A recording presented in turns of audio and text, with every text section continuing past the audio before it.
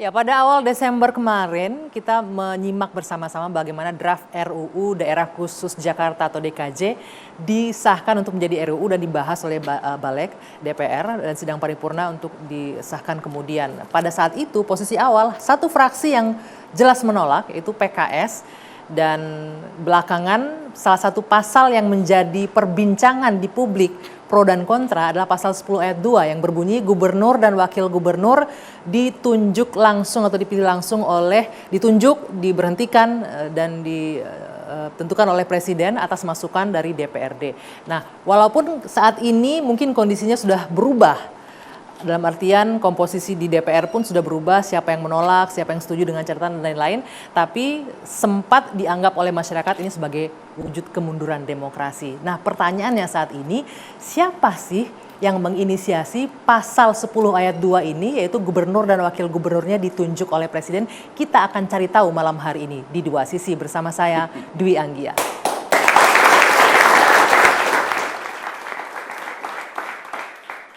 Kalau presiden tadi sudah jelas kita dengarkan bersama menyebutkan ini adalah inisiatif DPR. Nah, siapa yang menginisiasi ini kami akan cari tahu malam hari ini. Sudah ada sejumlah narasumber yang hadir bersama saya. Dari ujung sebelah sana terlebih dahulu ada Mbak Titi Anggraini dari Dewan Pengawas Perludem. Selamat malam Mbak Titi. Selamat malam Anggi. Ada Bang Mardhani Alisera dari politisi PKS. Selamat malam Bang Mardhani. Selamat Anggi. Pak Firman Subagio, politisi Golkar. Selamat malam Pak Firman. Selamat malam, Assalamualaikum warahmatullahi wabarakatuh. Waalaikumsalam. Bang Saleh Daulay dari PAN. Selamat malam Bang Saleh. Selamat malam, Assalamualaikum warahmatullahi wabarakatuh. Waalaikumsalam warahmatullahi wabarakatuh. Ini yang agak sedikit bikin publik panas dingin adalah kata-kata ditunjuk, diangkat, dan diberhentikan oleh presiden begitu ya. Tadi Bang Mardhani juga jelas menyebutkan ini hak publik juga tercederai di sini ya. Nah, pertanyaan di awal, kalau presiden sudah jelas bilang, saya ke Pak Firman dulu, ini murni dari DPR. Kalau pemerintah presiden setujunya ya dipilih oleh rakyat langsung. DPR ini pasal 2 ini siapa nih Pak yang mengusulkan sebenarnya? Walaupun sekarang katanya udah berubah ya, semuanya setuju untuk dipilih rakyat, tapi kan ada proses kesini ini yang jadi pertanyaan publik. Baik, terima kasih Mbak Anggi. Kebetulan dalam ruangan ini yang anggota Balik ada dua sebetulnya, saya dengan Pak Mardhani. Ya. Pertama tentunya kami ingin menjelaskan kepada publik tentang masalah proses yang terkait dengan Undang-Undang Pemerintah DKI Jakarta. Kita menyadari bahwa DPR sesuai dengan konstitusi mempunyai kewenangan sebagai pembuat dan penyusun undang-undang. Betul. Dan waktu itu memang kami mendengar persis bahwa ada rencana untuk menyusun undang-undang yang terkait dengan pemindahan ibu kota ini, yang khususnya untuk penetapan daerah ibu kota Jakarta ini mau jadi apa. Namun ketika itu yang kami dengar awalnya adalah konsep awal itu adalah bukan inisiatif DPR. Dan kemudian Jadi dari mana kalau bukan dari DPR berarti dari pemerintah? Nah, kalau kita melihat konstitusinya kan yang namanya undang-undang yang punya Memang inisiatif kan dirumuskan tiga. oleh DPR, ya pemerintah. DPR, DPD atau pemerintah. Ya. Nah, namun ketika itu tiba-tiba kami kan diundang dalam rapat Badan Legislasi untuk diberikan penjelasan bahwa DPR akan segera membahas terhadap undang-undang tentang status DKI Jakarta. Karena kami mengingat bahwa Undang-Undang Nomor 3 Tahun 2002 tentang Ibu Kota Negara yang telah diundangkan pada tanggal 15 Februari 2022, maka Ibu Kota Negara akan dilakukan pemindahan dari DKI Jakarta ke Ibu Kota Nusantara. Ya. Dan kedua, pemindahan Ibu Kota Negara dimaksud akan berlaku sejak ditetapkan melalui keputusan Presiden. Di 2004, kami kemarin juga meninjau di IKN sudah akan dimulai secara bertahap pemindahan ASN 2024, dari Jakarta ke Ibu Kota Negara. Ya. Oleh karena itu kami DPR mempunyai pertimbangan-pertimbangan khusus bahwa kalau sudah 2004 itu sudah di ujung tahun, maka kita harus segera membuat undang-undang ini untuk menentukan status Jakarta itu akan dijadikan seperti apa. Jangan sampai nanti ibu kotanya pindah di sana, kemudian status daripada Jakarta ini belum jelas.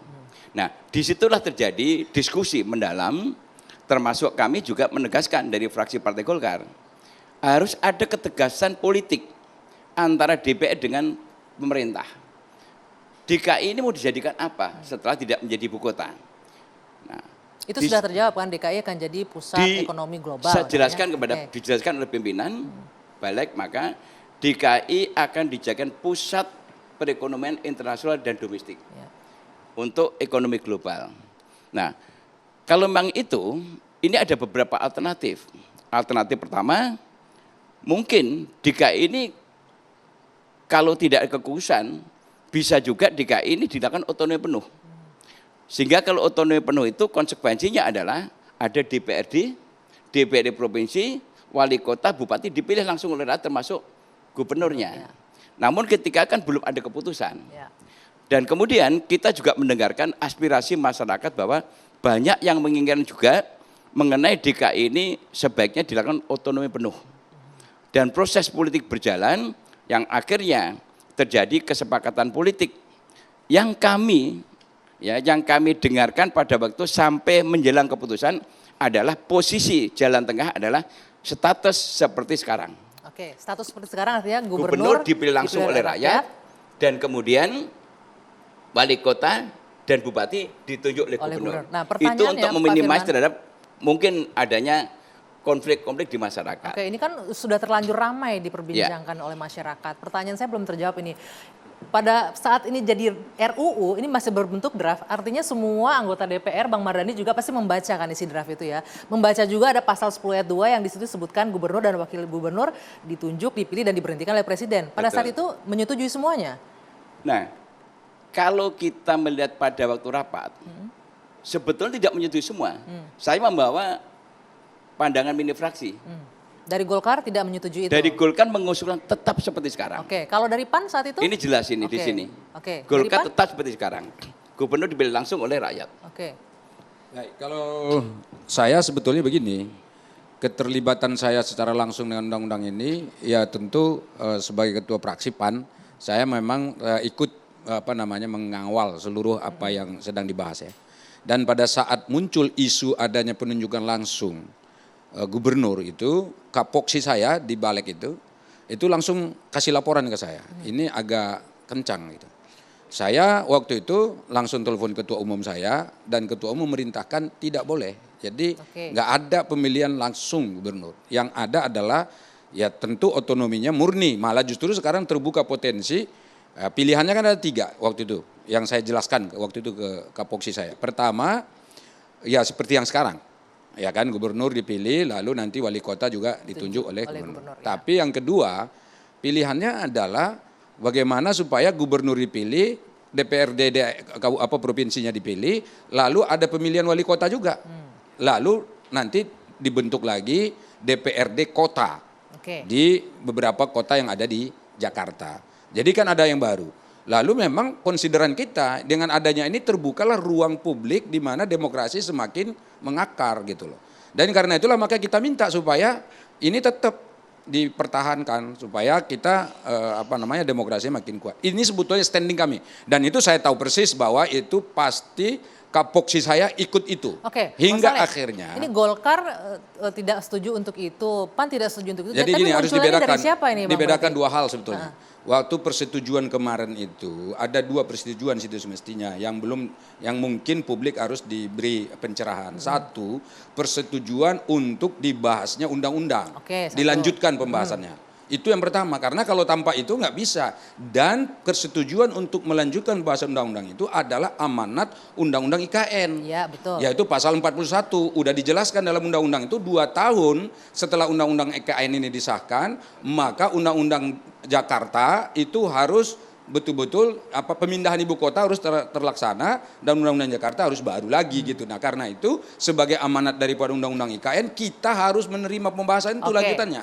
Kemudian yang kedua soal isi yang berkenaan dengan tadi apakah nanti itu ditunjuk oleh presiden atau tidak ditunjuk oleh presiden, apakah otonomi murni atau misalnya otonomi terbatas dan seterusnya, itu yang akan dibahas nanti bersama dengan pemerintah dan karena itulah maka kami ada catatan-catatan itu. Oke, sebentar sebelum masuk ke catatan itu yang saya jelaskan tadi. Oke, Bang Saleh, dari fraksi dalam PAN. bentuk draft, artinya draft ini disusun oleh DPR kan? Karena ini inisiatif DPR tadi. Kalau soal penyusunan draft itu tentu teman-teman di balik yang pasti tahu persis seperti apa. Yang ada di saya ketika ini sudah jadi draftnya itu itu yang dibacakan ke saya dan saya Oke. bilang ini tidak bisa seperti ini dan karena itu kita harus tetap konsisten berjuang bagaimana supaya DKI Jakarta ini kalau memang kekhususannya sudah dipindahkan ke ibu kota negara, Baik.